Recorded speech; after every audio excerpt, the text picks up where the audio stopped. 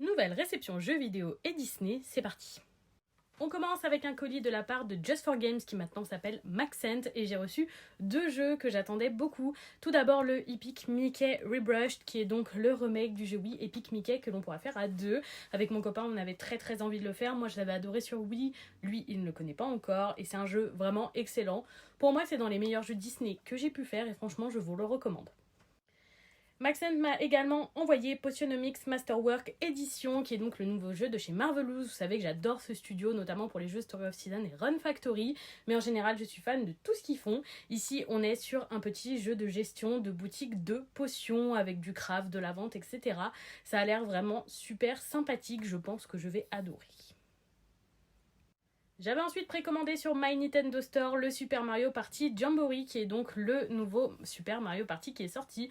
Après avoir été plutôt déçue par celui qui est sorti le dernier l'année dernière ou l'année d'avant, j'ai plutôt bon espoir parce que c'est un Super Mario Party et le premier Super Mario Party sur la Switch m'avait beaucoup plu.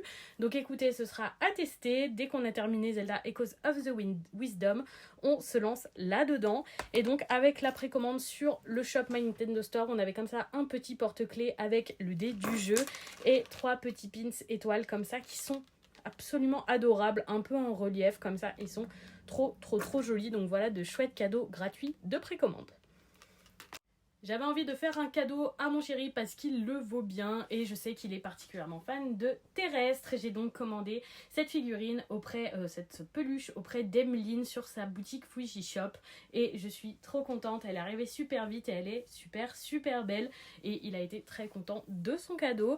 Et j'ai reçu en cadeau cette petite pochette Pokémon avec des Pokémon qui dorment absolument incroyable que j'avais gagné. Elle avait fait un petit live avec des questions sur Pokémon et c'est moi qui avais gagné ce live. Donc voilà, trop contente. N'hésitez pas à aller jeter un œil à sa boutique, elle a du Pokémon, notamment des choses qui viennent du Pokémon Center, mais elle a aussi beaucoup d'acryliques ou de magazines de prépublication de manga et je sais que ça pourrait intéresser beaucoup d'entre vous.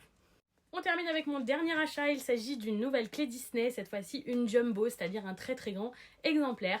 C'est le château de la Belle au Bois dormant, elle fait facilement le triple des clés de d'habitude et elle est magnifique.